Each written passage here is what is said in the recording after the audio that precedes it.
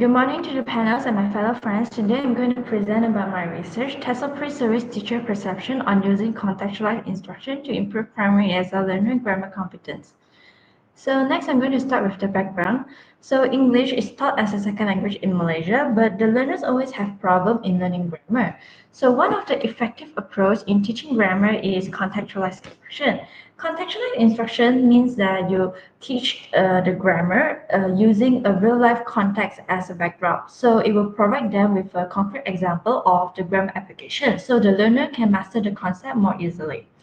So, as highlighted by Saad and Jafar, one of the biggest challenge in learning grammar is the inability of the curriculum to provide educational situations similar to reality. And also, it is very difficult for the learner to remember all the grammar rules. And this contextualized instruction, they can address both of these problems because it links the teach grammatical items to the context, the real life context. So it provides a connection of it. And also, contextual instruction is actually an implicit teaching method, so students don't have to remember the grammar rules, thus addressing this problem. So next, I have three research objectives. First of all is to determine the TESOL pre-service teacher pedagogical knowledge level on contextualized instruction to improve primary ESL learners' grammar competence. Second, to examine the TESOL pre-service teachers' frequency of using contextualized instruction to improve primary ESL learners' grammar competence. And lastly, I aim to explore the relationship between TESOL pre-service teacher pedagogical knowledge level on contextualized instruction and their frequency of using it to improve primary ESL learners' grammar competence. So for my research question, it's actually similar with the research objective. I just put it in a question statement. What I would like to highlight here is actually my research hypothesis. I have one alternative hypothesis which states that there is a positive relationship between TESOL pre-service teacher pedagogical knowledge level on contextual instruction and their frequency of using it to improve primary ESL learner grammar competence. So next I'm going into the theoretical framework. What theory can outline the topic of contextualized instruction? So first of all, is the constructivism. Constructivism says that we construct new knowledge by activating prior knowledge. So it means that we can build new schema based on past knowledge. So contextual instruction, we have new grammar input with contextual instruction and with past real experience as the context. So it's able to link the new knowledge with the past experience, thus constructing new schema. So for the social cultural theory, we have the concept of ZPD. ZPD is the zone between what the learner can do and what they could do with guidance. So contextual instruction, it uses the context as a tool to facilitate learners' grammar acquisition through social interaction. So when the teaching is teaching, it use context as an example, as a tool to facilitate their grammar acquisition. And social interaction happens throughout the process, thus bridging the learner's ZPD. So for the second language acquisition theory, the learner acquisition hypothesis actually state that acquisition is better than learning. So contextual instruction is an implicit teaching method, so it allows the pupils to acquire grammar knowledge through example application in context. While the input hypothesis says that you need to combine the known experience with new knowledge. So contextual instruction, it combines the already known real life experience with the new grammatical input, so I plus 1. So next is my conceptual framework. Here I have the contextualized instruction as my topic. And the TESOL pre-service teacher perception is what I'm trying to find out. The TESOL pre-service teacher is also my target population. I have two domains. The first is the pedagogical knowledge. The second is the frequency of use. And my third article aims to investigate the relationship between these two domains. So my design research, I'm utilizing a cross-sectional survey research because I only collect information at one point of time. My research instrument is a survey questionnaire. I utilize 5-point Likert scale and also the Likert scale of frequency because I use the domain frequency of use. So this research, it has 3 sections: demographic, pedagogical knowledge level, which is my domain 1, and my domain 2, frequency of use. And this survey questionnaire is actually adapted from 2 articles. So before I actually conducted my actual study For the August 2022 TESOL intake from the PISMP student, I conducted a small trial with 30 respondents from the other campuses. I have calculated the compact alpha for my survey questionnaire. The compact alpha is 0.963, which reflects the excellent reliability of it. And furthermore, I have two type of data analysis method. The first is descriptive statistic, which is the mean and standard deviation. The second one is the inferential statistic, which is the Pearson correlation. This Pearson correlation is calculated to determine the relationship between the two domains. So next is my finding. I would like all of you to focus on this table of finding here. This is for my domain 1. So it reflects the mean as the average mean of this whole domain as 4.52, which indicates that the teacher actually have very high pedagogical knowledge level of contextualized instruction. And the SD value of 0.355 shows that the opinions is generally agreed upon. So my has mean is item K1. K1 state that I know the basic concept of contextualized instruction. So the respondent demonstrate a very strong agreement regarding their understanding of contextualized instruction basic concept. Lowest mean I have two. One is K5, one is K10. K5 state that they are familiar with a wide range of teaching approach to implement contextualized instruction activities to teach grammar. So the respondent generally agree that they know how to implement contextualized activity through different approaches, so their knowledge in it is not exceptionally high. Because mean 4.48 falls under the high level, so generally high, not very high. So it shows that it's still a positive response. They know how to implement it, though the knowledge is not exceptionally high. So similarly, item K10 have the same mean 4.48. Item K10 says that they know how to guide primary ESL learner to communicate with each other using contextualized instruction to teach grammar. So this means that the learners they still have a small knowledge gap in enhancing communication in contextualized grammar lesson. So for my findings of IQ2 is the finding for my domain 2, which is the frequency. The mean here is 4.47, which indicates that the TESOL pre-service teacher often utilize contextualized instruction to improve the learner's grammar competence. So my handlings fall on F3 and F8 with the mean of 4.50. F3 state that they often use contextualized instruction to engage ESL learner in critical thinking activity. So this means that whenever they use a contextualized grammar lesson, they always use it to engage their critical cognition. So item F8 says that they frequently urge primary ESL learner to engage in context-based writing tasks to learn grammatical form. It means that the TESOL pre-service teacher always engage learner with context-based writing activity to teach grammar. So it also means that they adapt it with the writing activity to teach grammar.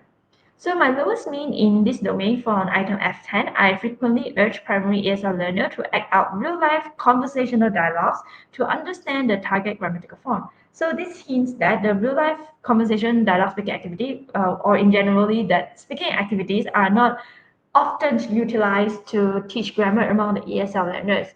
Because the mean is only 4.41, which means that the frequency is not really high, but they still do implement it in the classroom. So my argue3 is about the relationship between these two domains. So my Pearson correlation reflect as 0.776, which is strongly positive correlated, which means that this two domain has the tendency to increase correspondingly. So my alternative hypothesis is established. So the key finding for this RQ1 is that the TESOL pre-service teacher are equipped with a very high level of pedagogical knowledge level. As I mentioned, the K1 implies that they have sufficient knowledge, right, in the basic concept. This signifies that the respondent can move beyond rote learning and utilize contextualized instruction as an effective grammar teaching method. As the grammar nowadays actually promote implicit grammar acquisition, so this means that the respondent, the TESOL pre-service teacher, they have the knowledge, they have very high knowledge in utilizing contextualized instruction to address this aim to implicitly deliver the grammatical items.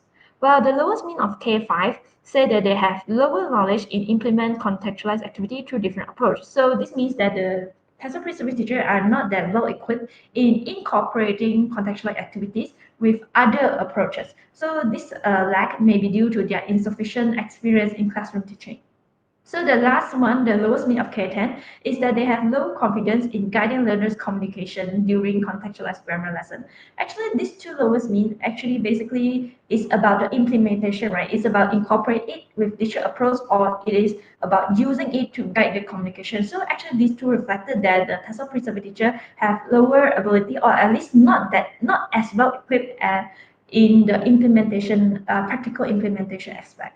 So actually, my finding can be explained by the constructivist theory. Average, overall speaking, the findings are actually very positive. So why do they have this very high knowledge level? Is because they have received the enhanced exposure from the PISMP program. So through the input from the PISMP program, they have generated new schema. Thus, they have a very high knowledge of this contextualized instruction. So the implication stands that while TESOL teachers are well equipped in contextualized knowledge, they have very high level knowledge indeed, but they could be still be improved if they are provided with more opportunity to practically implement it. So next for my IQ2, my key findings express that TESOL pre-survey teachers often implement contextualized instruction to improve their grammar competence.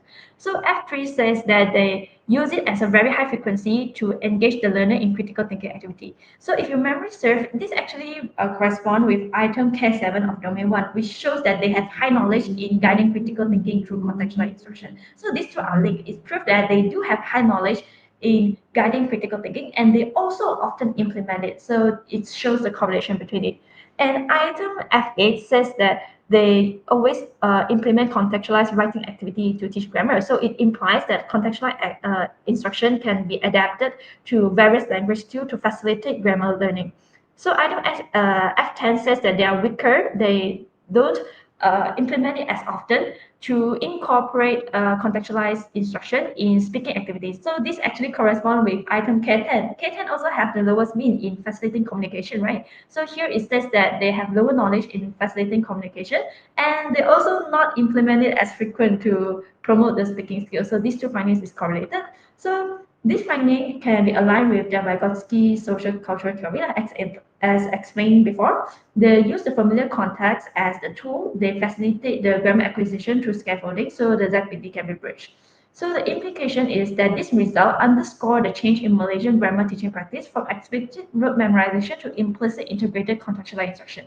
Generally speaking, actually the finding is still positive because it shows that they still often implement this strategy to improve the grammar. So it's actually underscore that from explicit memory, remembering the grammar rule, they actually change it now to contextual instruction, which implicitly acquire the grammar knowledge.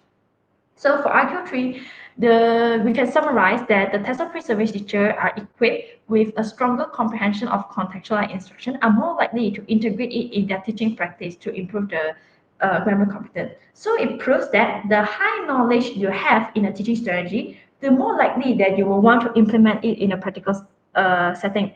But as we can see, the correlation between these two variables is not at the higher level. So we can know that some teachers still have whole reserve attitude. So this reserve attitude may need to be bridged. This aspect needs to be bridged.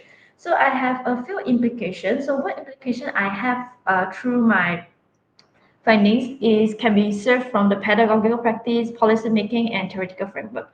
So generally speaking, from the aspect of pedagogical practice, the future pedagogical practice should focus on fostering learners' ability to produce grammatical accurate communication because we learn a language to communicate, right? So we should focus on produce grammatical accurate communication, and contextualized instruction is very effective in this domain. Well, for policy making, I have two aspects. One is for the pre-service teacher, one is for the primary students. So for the pre-service teacher, the practical component need to be highlighted. Well, for the primary student, the curriculum need to enable practical daily use. So for the theoretical framework, these studies actually further reinforce the constructivist theory and social cultural theory. So for my recommendation, I also have three aspects: practice, future research, and policy making.